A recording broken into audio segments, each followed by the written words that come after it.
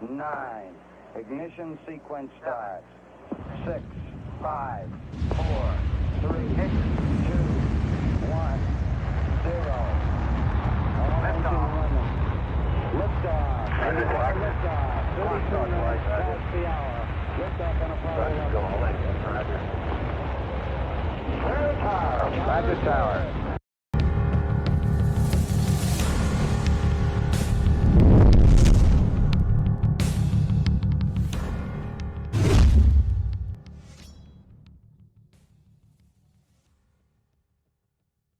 Welcome to the Alien Probe Podcast. It is Saturday, November 15th, 2025. I'm Doug, this is Deb, and joining us today is Jeremy. How you doing, Jeremy? Jeremy Clift? Yes, I'm doing very well. Thank you for having me. Oh, it's our pleasure. So, you wrote Born in Space. That was the first book. And then you've written Space Vault, The Seed Eclipse.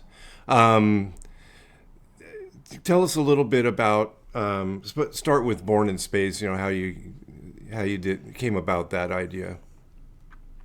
The concept of Born in Space is 7 children born on a space habitat and born artificially by a doctor who is trying to solve the problem of creating life in space.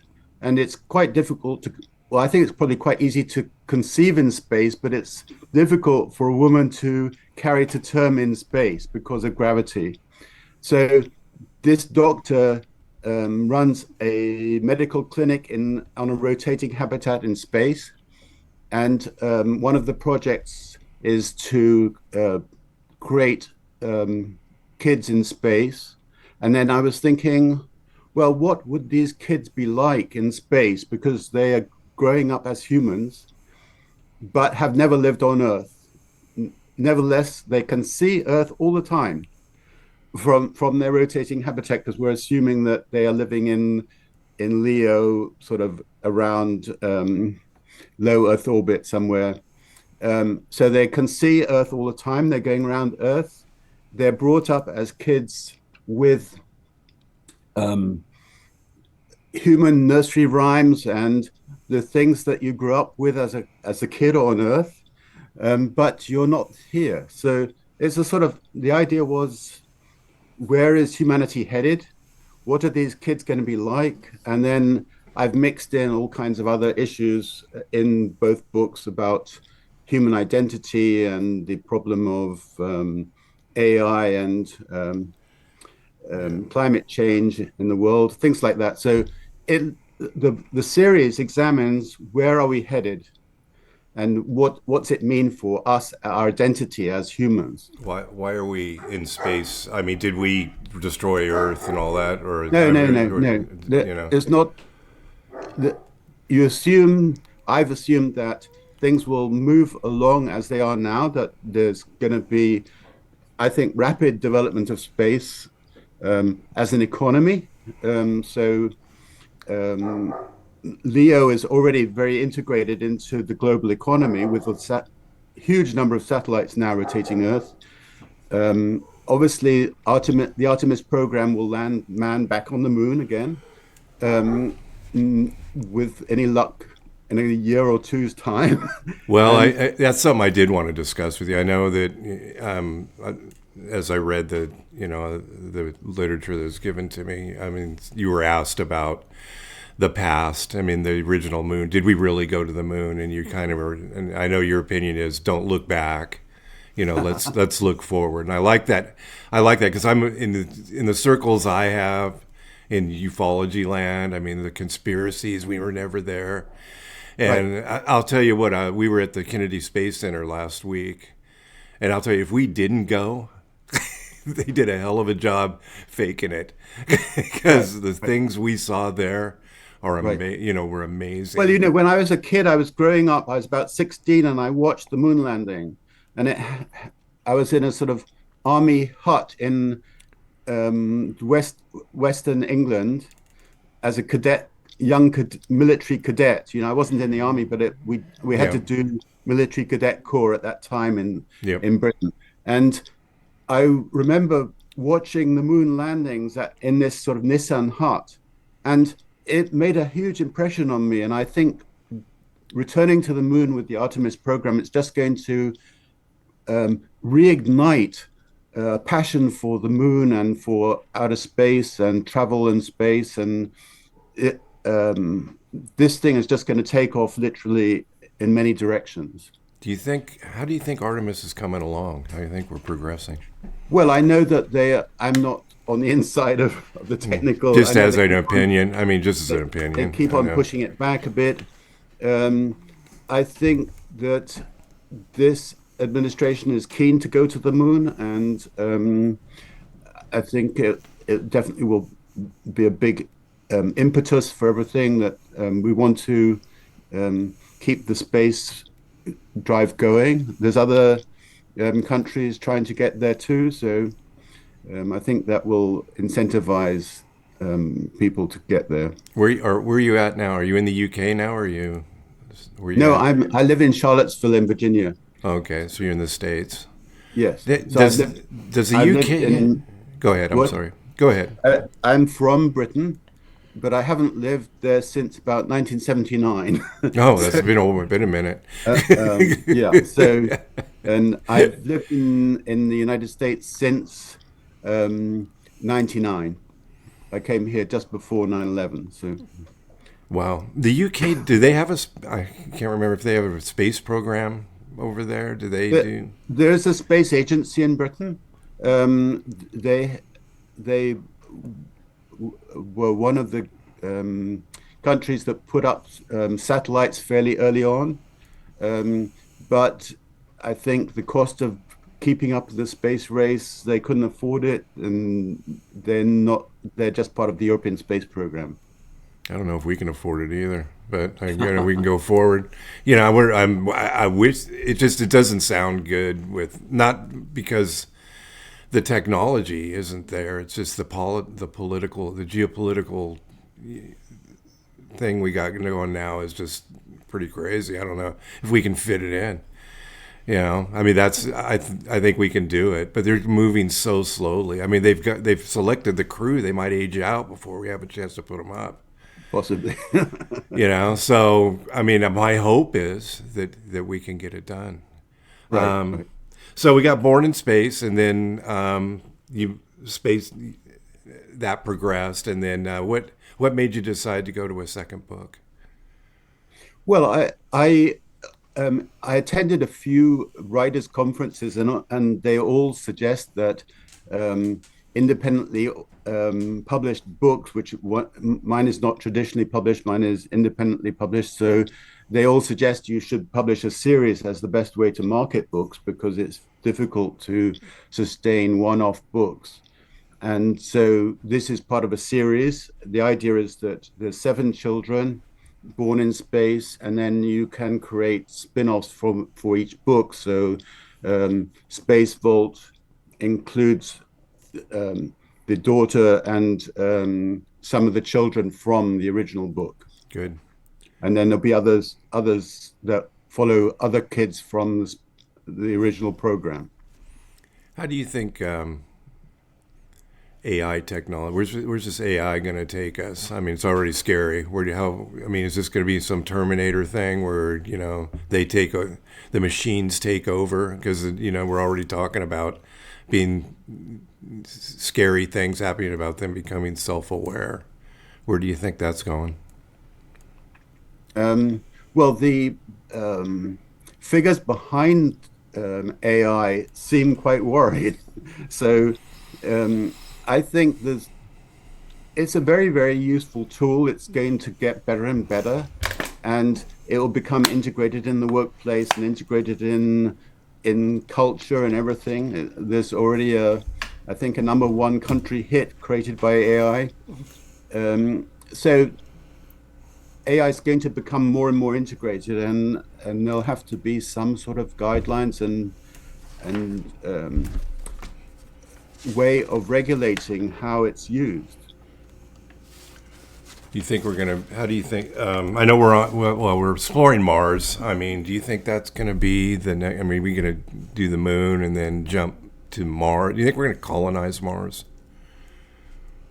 I think it will be very difficult, and I think we'll definitely reach there, and there'll be exploration of Mars. Mostly, it will be robotic exploration, which will become better and better. In these instances, this is where AI could be very, very helpful to us because it can take decisions quickly when a rover is progressing across the landscape.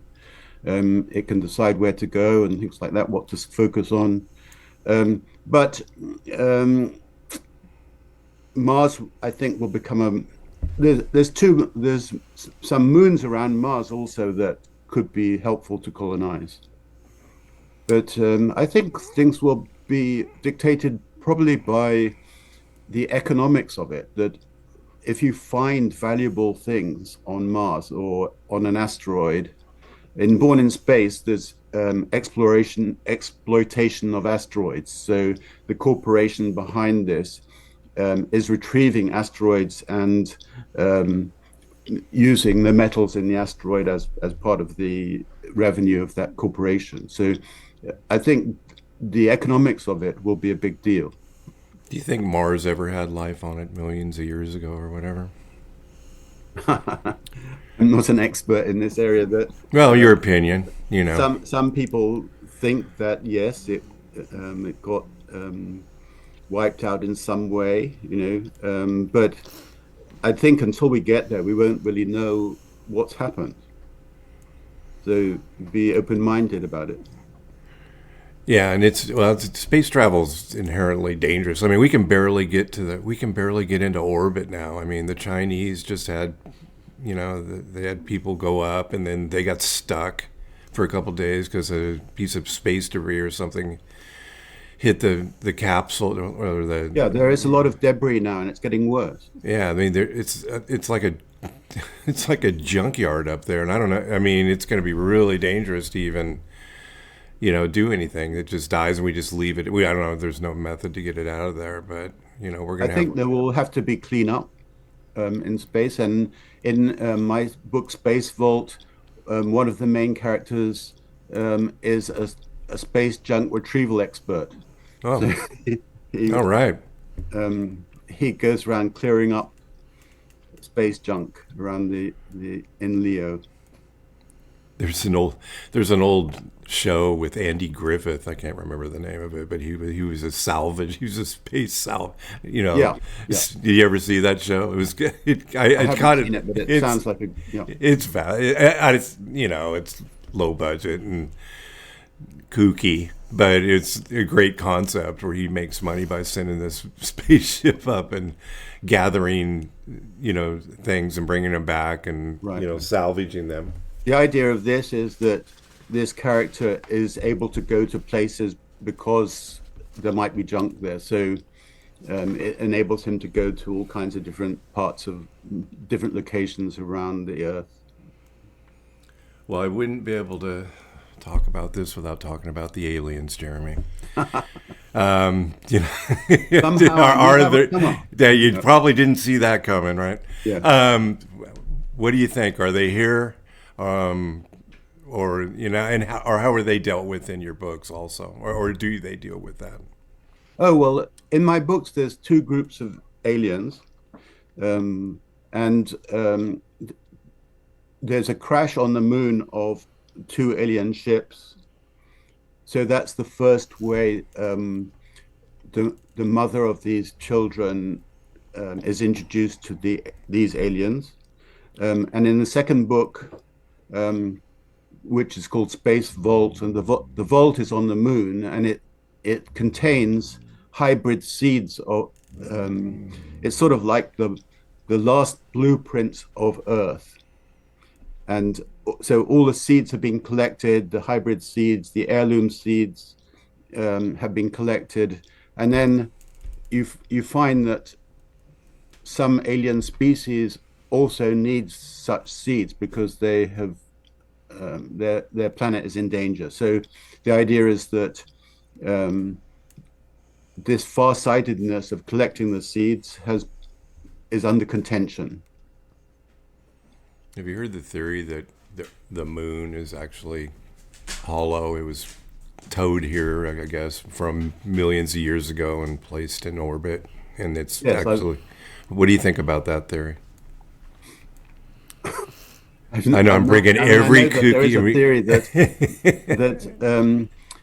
it's sort of hollow inside or something, but I think we have to go there and see. I mean, let's see what all this stuff is like. I mean, all these theories, who knows what's true and what isn't? But um, Well, I always like to hear what people, if you've heard of that, or if because I, on the far side, it's in the what do they call it, it's stuck and it doesn't rotate as it orbits the Earth, so correct. Yeah. we don't see the backside of what's Yeah. going on. And with the astronauts were there and they told us to leave and never come back, and then we didn't.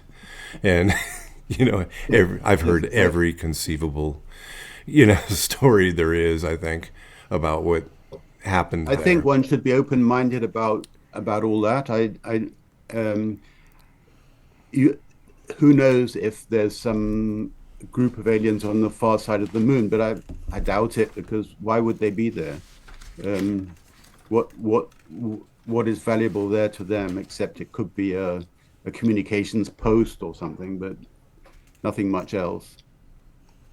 What do you think about space exploration altering humanity in the coming years? How's it going to It's clearly change? going to alter us. I mean, everything cumulatively is going to alter us. If you take all the different things that are happening now and then extrapolate them into something bigger, you've got AI getting better and better. You've got the human genome being altered by CRISPR. Um, you've got brain implants, the opportunity to put maybe AI into your own brain, and a lot of other things that could affect the way humans develop. So that, together with, if people start to live in space, which they probably, I'm pretty sure that there's going to be rotating habitats around Earth, a bit like hotels, and you can have factories in space. A lot of it will be robotic, but Jeff Bezos suggests putting data centers on the moon. I'm not sure if that's possible, but it seems like a good idea if it were possible. There's a lot of helium on the moon. You can there is water on the moon, so you can Yeah. probably create things that you could put things in space that you don't really want to be on Earth. Yeah, what was it, helium-3 or something that's on? Helium-3 is on Yeah, the it's moon. on the moon. I mean, that's Plentiful. something you can't get here. So I mean, you seem to like the idea of colonization in space. I mean, what about the sea? I mean, why can't I mean, we what colonization means, it doesn't necessarily mean mass numbers of people going anywhere. It could mean there's a human presence, but mostly it's robotic presence, which is administered by humans, maybe from Earth. So colonization doesn't mean, oh, it's going to be like Europeans colonizing America. Um, it'll be a different type of colonization. be a different tea party? Yes. If you had a tea party. I don't know. It seems interesting, but like I was saying earlier, I mean, we have the ocean. We know less about our ocean than we know about many areas of our universe here. And why, and there Yes. could be things underneath the. I'm a sci-fi guy, so there could be things underneath the water. They're traveling at great speed. They could be here already. Um, Saving ourselves People from. talk about that. People talk about Antarctica, and so all kinds of things are possible. We haven't explored the depths of the ocean. It's very difficult to explore because the pressures down there. Um, it it's maybe even more dangerous than exploring space. Yeah.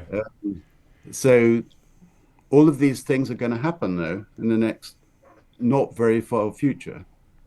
Yeah, well, there's always, the thought is, well, the Earth's trying to throw humanity off by the way they're, the planet, we're destroying the planet, and it's, you know, the hurricane here, the hurricanes and the earthquakes and things, are becoming worse and worse, and it's not uninhabitable, but it's becoming increasingly more difficult to be here.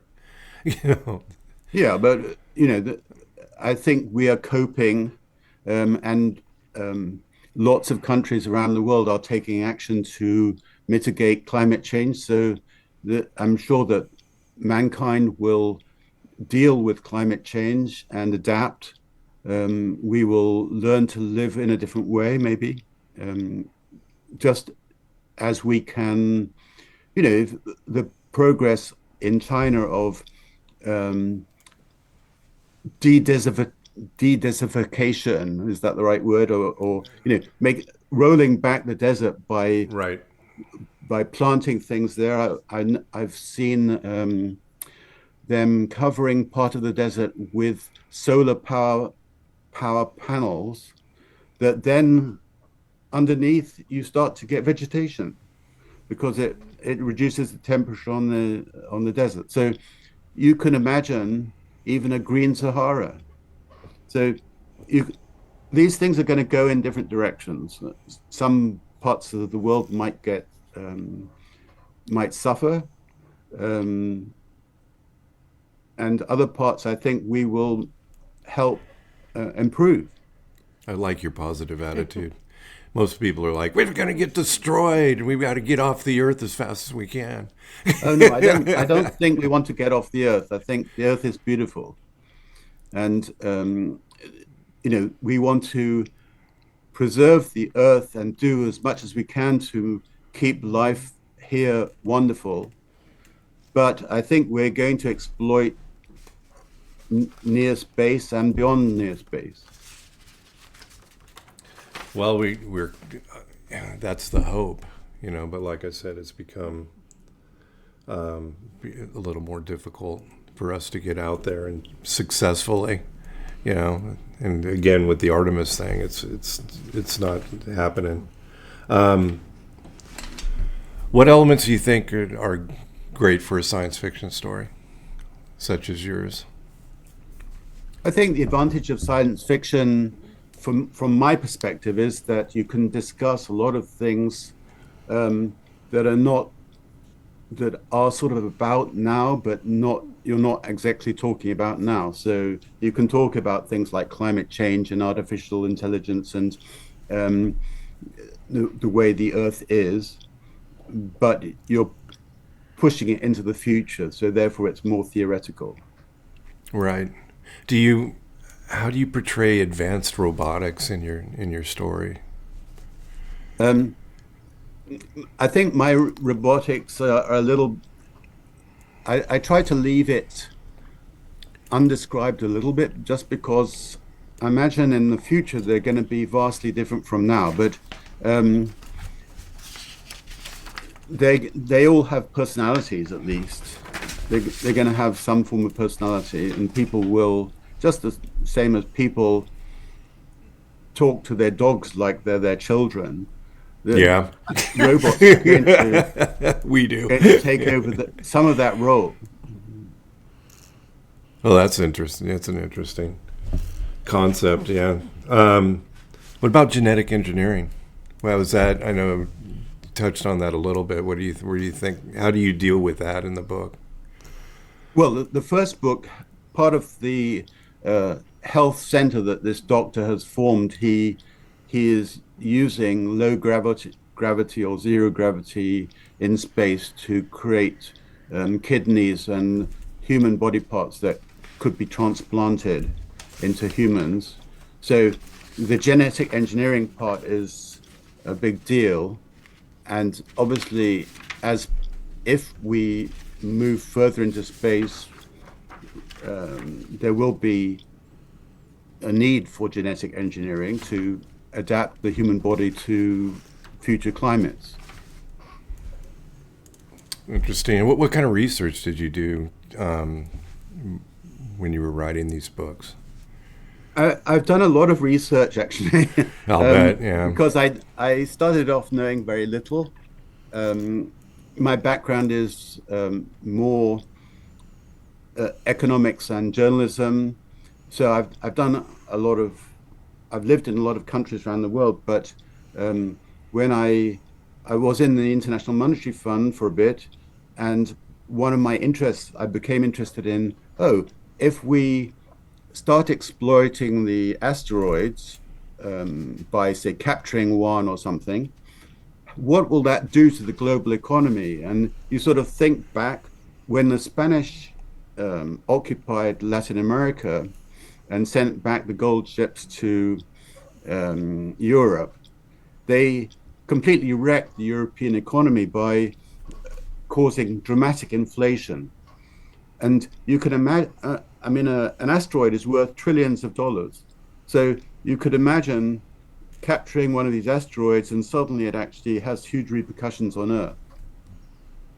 And it's not a sort of pipe dream to capture an asteroid. It's the people of some countries have already landed on asteroids.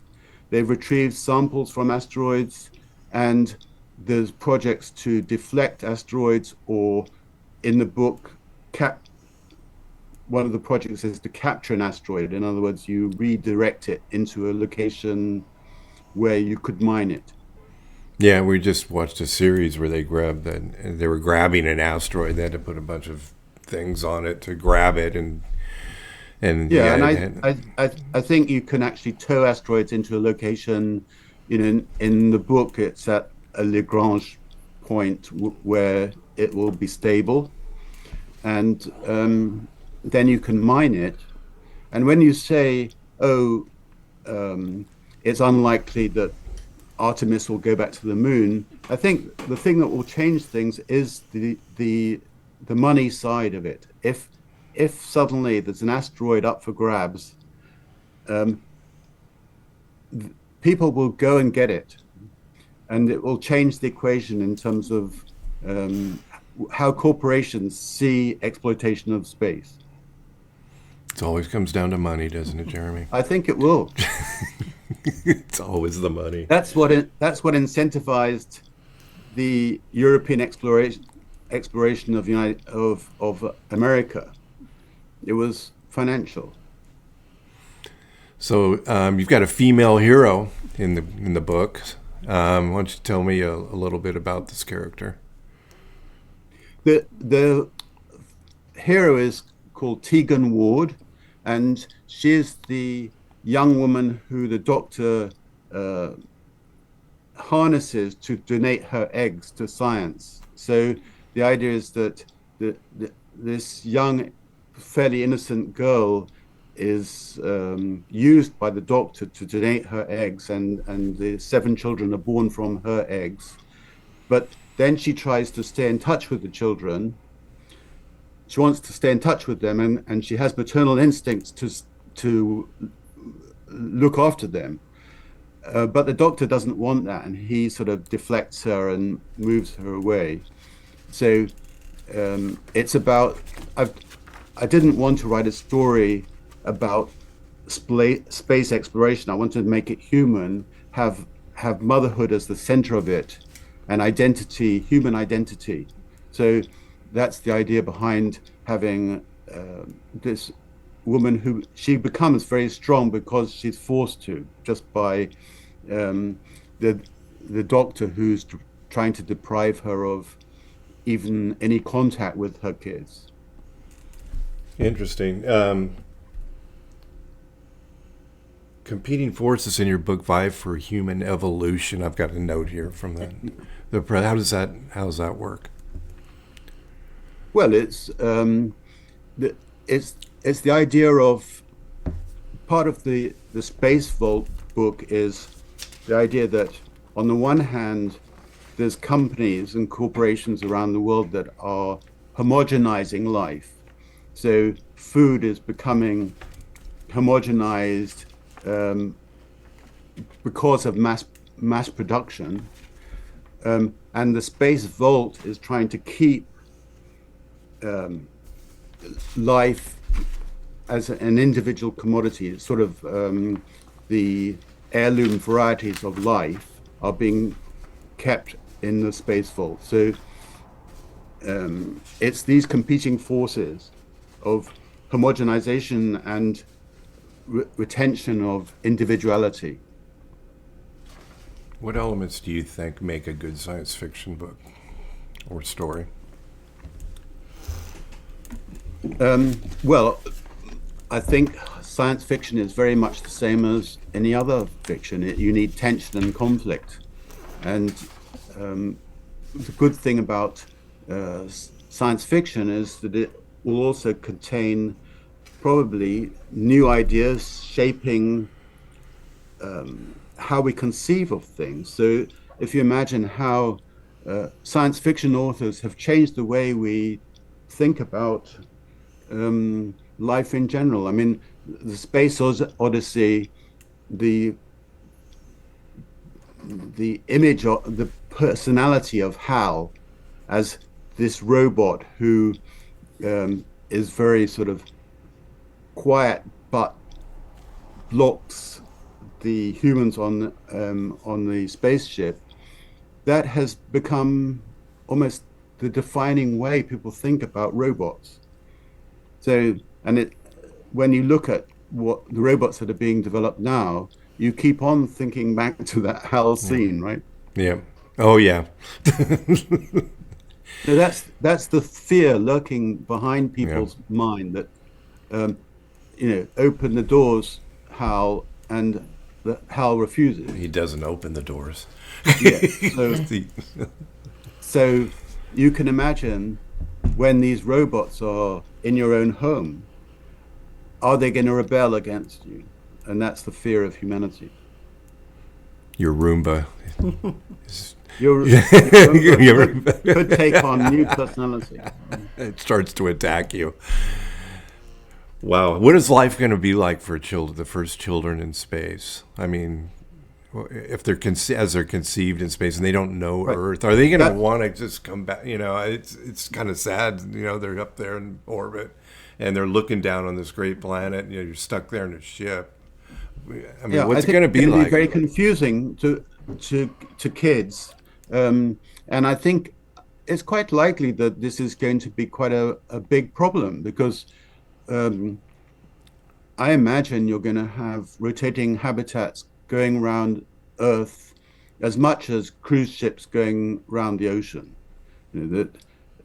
I don't think there's going to be hotels on the moon, but I think it would be quite common to go and stay on a rotating habitat for a while, because on the rotating habitat you can have artificial gravity, therefore the change will not be that big for people. And just imagine seeing Earth from up there. So people are going to want to go. For the children who are living up there, if we have that,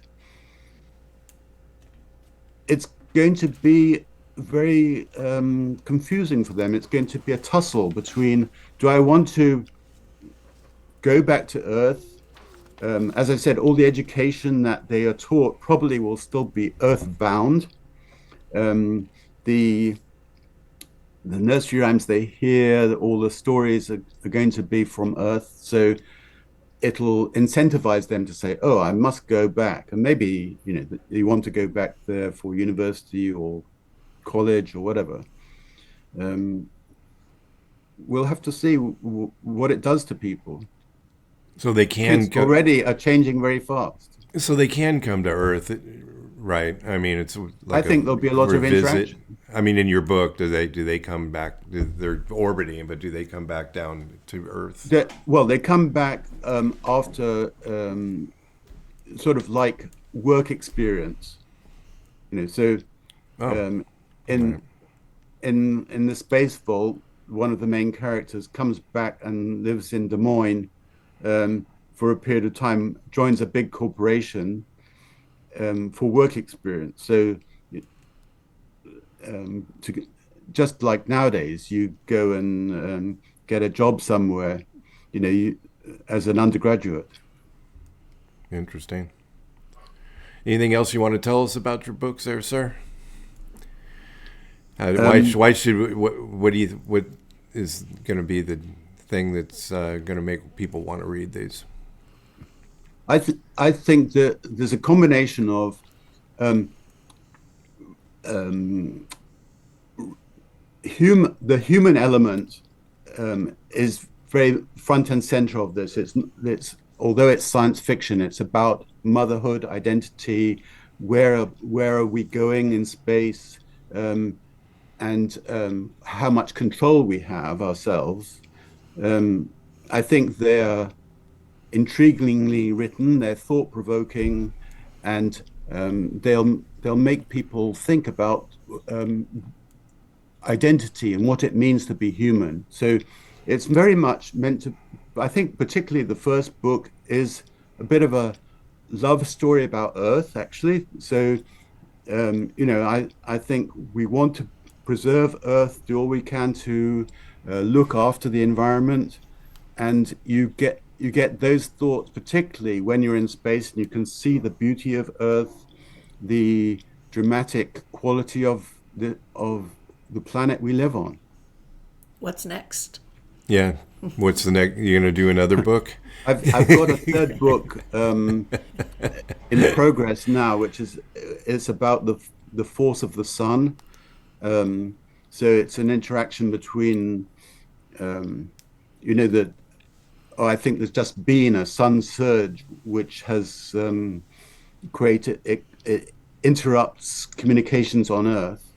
And we're going to become more and more vulnerable to this because of our dependence on satellites and GPS and things like that. So it's about the power of the sun, but it goes back to ancient Olmec in theories related to the sun and worship of the sun. So it tries to weave these trends together. Have you heard of the Dyson sphere? Yes.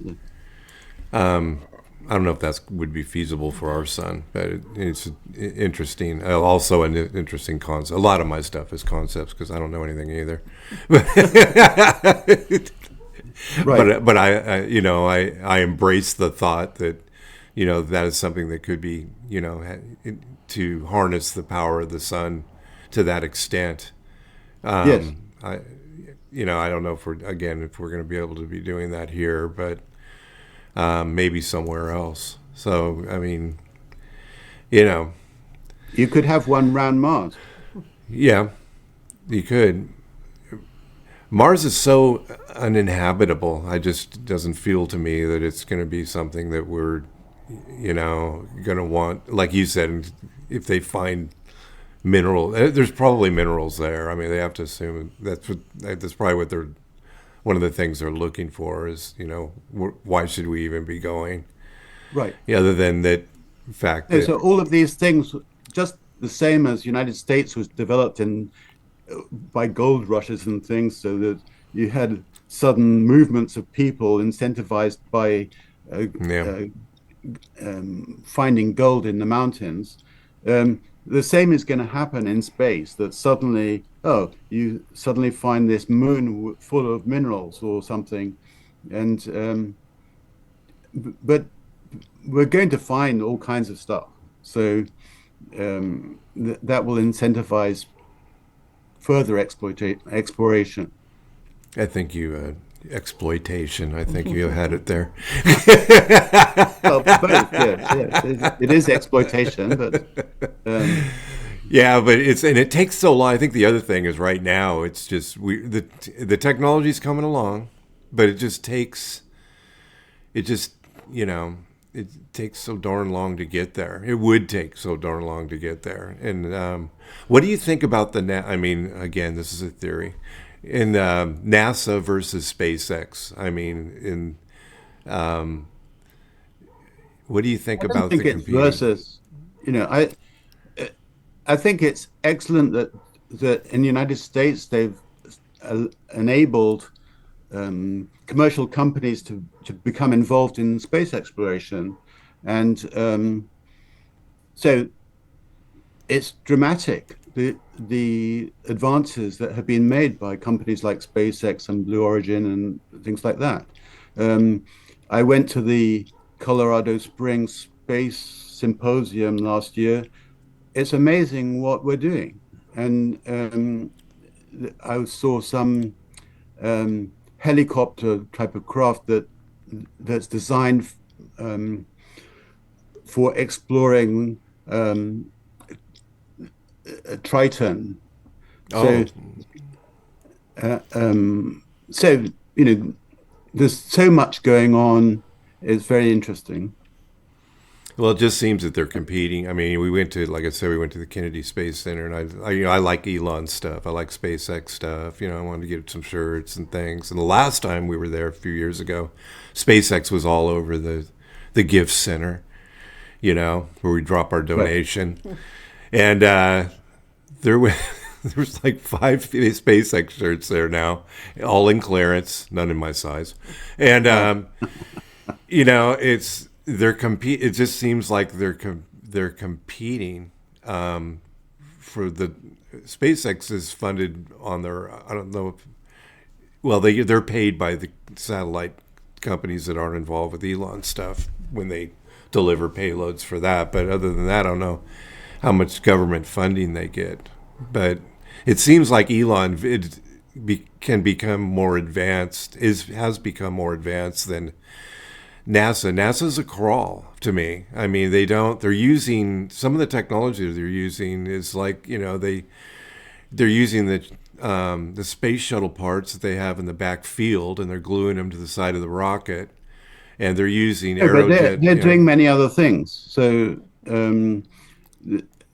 the Webb telescope and all of that are finding out amazing stuff. So it's great if SpaceX is doing this launch sequence, incredibly impressive reuse of rockets, and putting so many satellites in space.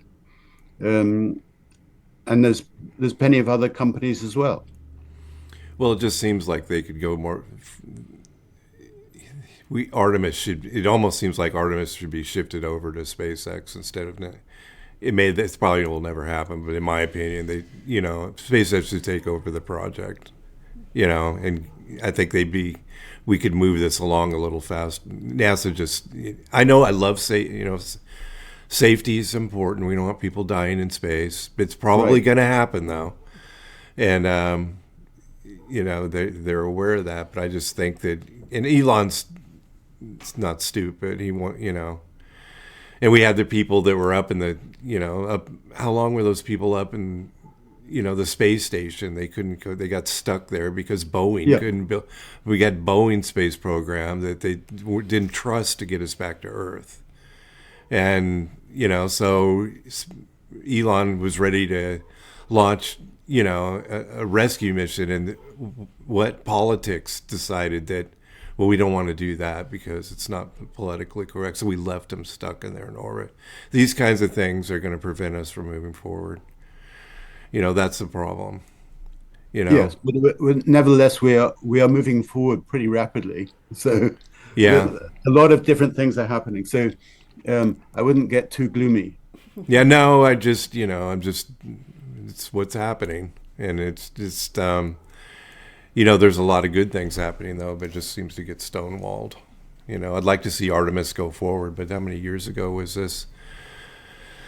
did this start? And then we can't get even to the point where we're launching. And the next step is for us to go and launch and orbit the moon, not even land, to orbit the moon and come back, something we've done in much older technology. I know it's disappointing, but nevertheless, I think it will happen. Well, hopefully it'll happen in our lifetime, Jeremy, because it's we have your books though. So behind you, let's see the book covers. Is that one of them behind you over your shoulder? I've got. Well, this is Born in Space. Okay. This is the first book. And then the next book is the Space Vault. And Okay. I I have not. I deliberately made them slightly abstract books rather than having the normal rockets and things that a lot of sci-fi books have. They're designed to. They stand out very well on thumbnail displays and things on the Good. screens. it's Good. they're meant to use stark colors to grab your attention. Awesome. Well, the stories are definitely thought provoking. I hate to be so negative about our space program, Jeremy, but it's how I roll. Um, Yeah, I don't think you need to be as negative as you are because well, we can talk again when they land on the moon. okay, and then you could say I told you so, and No, then I'm not that'll going be to say that. okay. Well, we're gonna wrap it up, Jeremy. Thank you very much for Thank you. coming on the show, and we really appreciate it. The books are again, Born in Space, the first installment, and then Space Vault, The Seed Eclipse. Get it on Amazon. Anywhere else, or is it just on Amazon right now, Jeremy? No, it's on Barnes and Noble and Ingram and Kobo and many good Wherever bookshops. Yes. wherever you get your books, you'll find it. Well, not Awesome. wherever, but wherever you can get independently published books. Yes. Perfect. All right, sir. Thank you very much. Thank you, All and right. thank you for having me. Certainly. Have a good day. All right. Okay, Bye. good.